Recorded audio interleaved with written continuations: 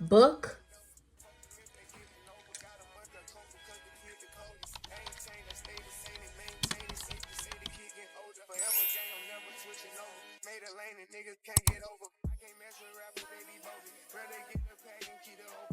Hi, it's Muji or Bored Black Girl.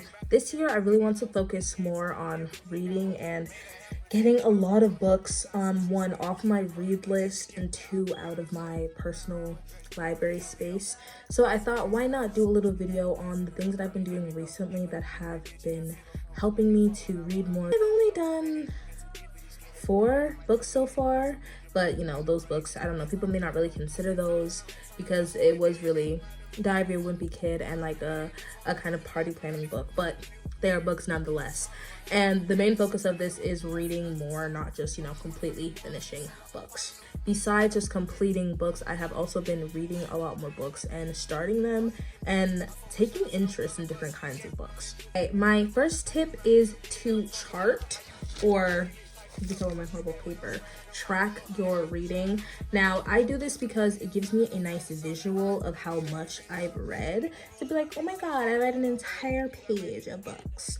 Nice. It's really nice to keep track of what I'm reading because I like to read a little bit of everything. That way I'm getting through a lot of different books and giving them all a chance because I don't want to focus too much on one book. But it also helps me track my time, how many pages. Besides just writing down what I'm reading as I read it, I will also, of course, read and then not have it written down. That way I know that I'm really reading a lot. Usually what I do is I will just pre-write the books that I want to read. That way I can keep up a nice flow. That way, okay, if I have the chart, I don't really know what to read. Let me just see what's the last thing that I read. Okay, what do I need to read more of? That way I can get through the book even if I probably dislike the book.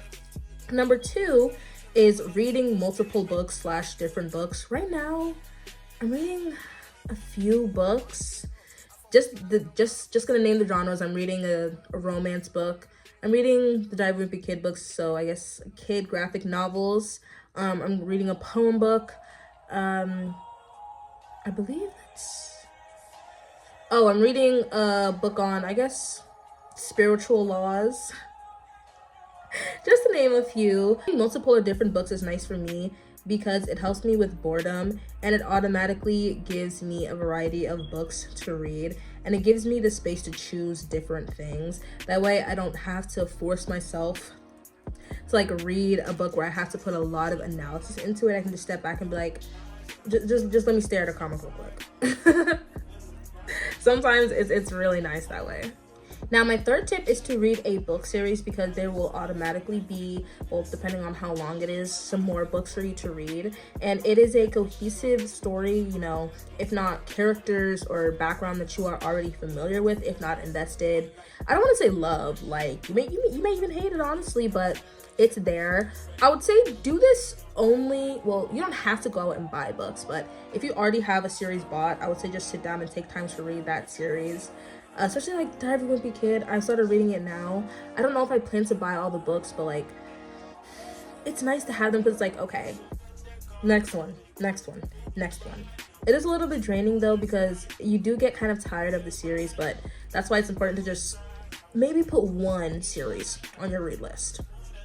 Number 4 might be a little wild, but this one works great for me, is to read not necessarily every day, but multiple times a day. What I find is, even though I do mention later, it's good to make it a part of your routine. It's hard. It's genuinely hard to try to read every single day, especially if you're not in the mood.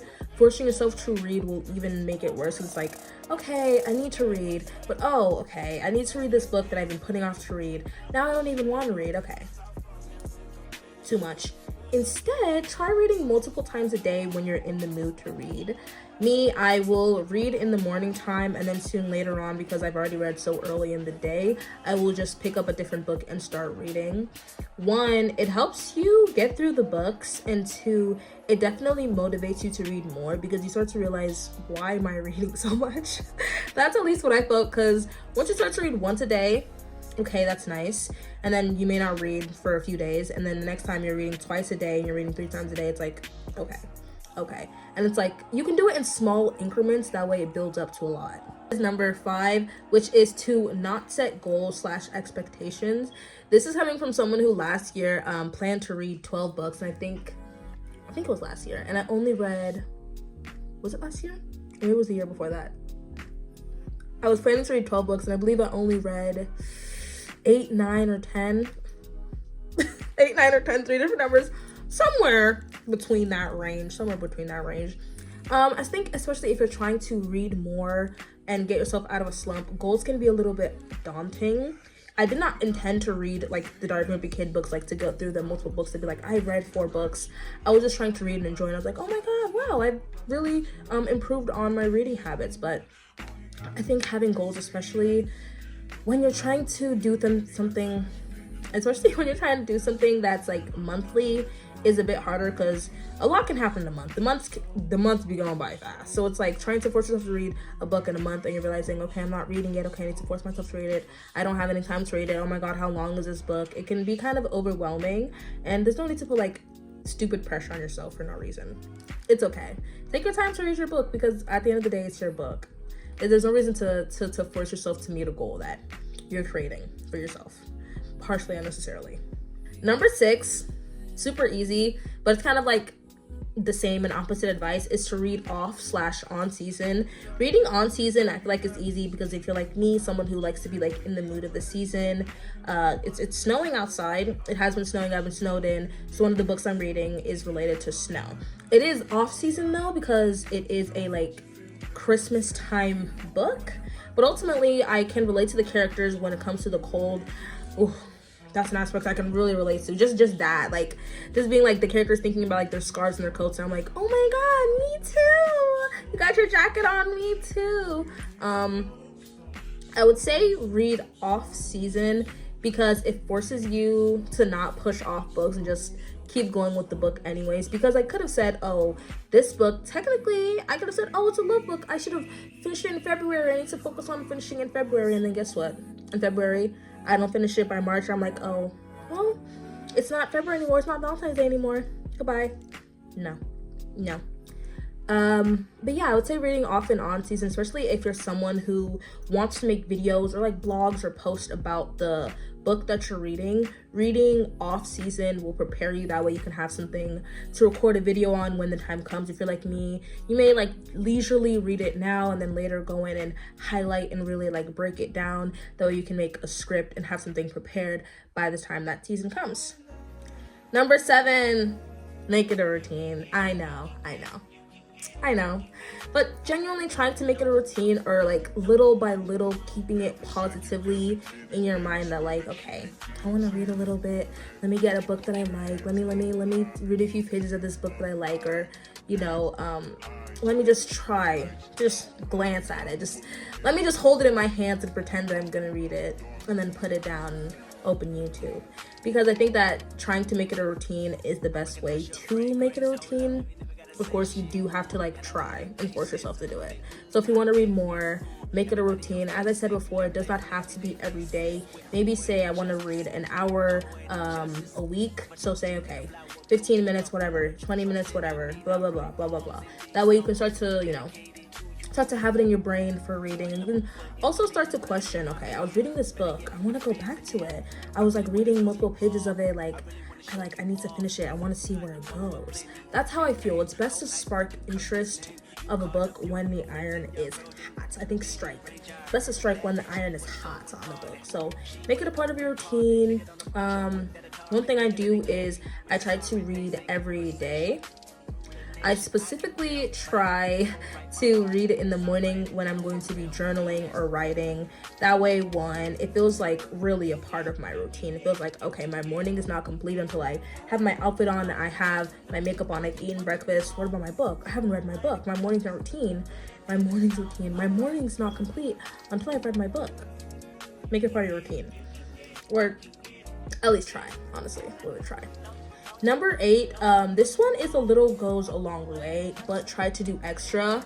Pushing yourself to read one chapter or at least a few pages of the book, whether you like it or not, is best. Because, come on, sometimes you really have to force yourself to just get through it, because sometimes books are just really pesky and they get on your nerves. And if you could just do a little bit of it and then maybe, okay, fine, this wasn't that bad, I'll read a few extra pages, or okay, whatever, I'll just read into the next chapter.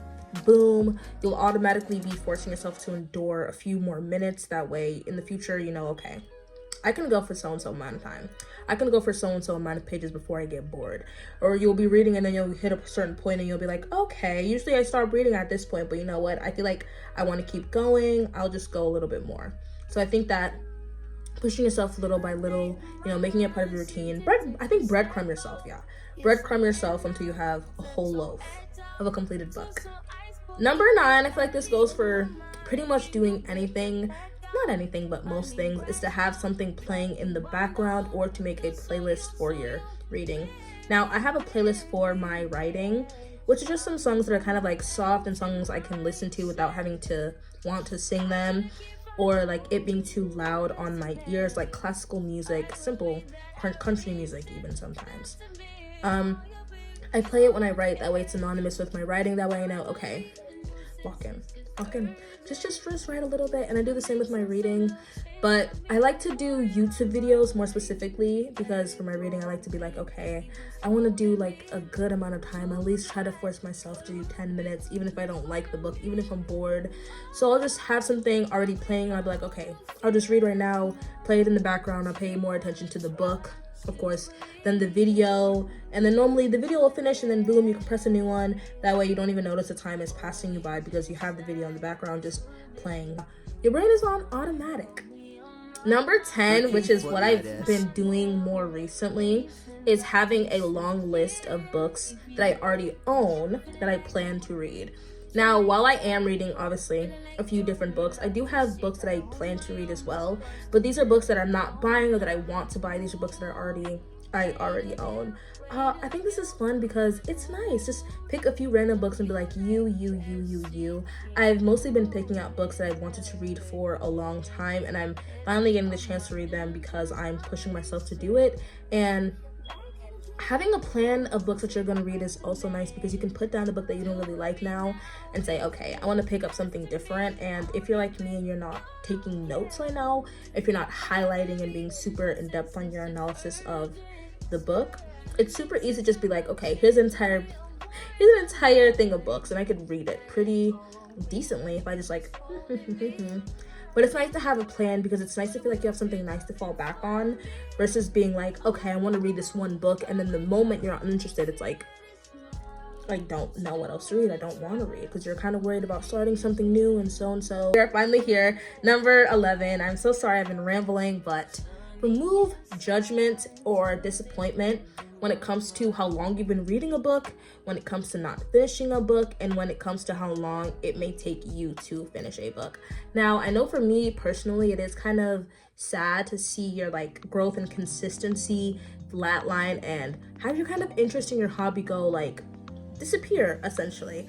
It really sucks, but hating and beating yourself up for it is definitely not the way to go at all, especially when it comes to reading. So I feel like it's super easy to just push reading aside for something else like YouTube or for music, where it's kind of already pretty much there for you, whereas a book, when it's a new book, it's like constantly something new is going on that's attached to something in the past, that's attached to something in the future, and I'm like, ugh. And I think it is kind of harsh, especially when you do read a book for a long time and it's a different kind of book. Because me right now, I'm reading a poem book that I've been reading for a long time, because it's a different kind of book to me. Not only am I experiencing a poem book for the first time, I'm experiencing how I'm breaking down a poem book for the first time. All the little details that obviously in a not regular kind of book, in a romance book, I would not really be paying attention to. I pay attention to when it's in a poem book, because the poems are each a little piece of work in their own, also while being a part of a cohesive story. But yeah, I think it's easy to look at other people who read a whole lot of books very quickly, or people who are able to make even a lot of videos on books and be like, wow. Or people who buy a lot of books. It's easy to be like, I want to be like that. Like, I wish I could read faster. Like, how are you already on to this next book? Like, I've been stuck on this book for like literal years. How are you doing it? They just are. And honestly, you never know what will motivate you and maybe love and maybe hate for a book that'll pump you into gear and to read the whole thing, or it may just be you randomly finding time for it before bed, in the morning while you drink your coffee and your tea. Who knows? But don't be too harsh on yourself when it comes to reading. I will show you guys all the books that I've read. As I said, I've only finished 4 books this year, so these are the books I have finished. Nothing too crazy, I know. As well as the books that I'm reading right now. These are the books I am currently reading. An interesting selection. Oh, this is another book that I'm reading that I'm really liking.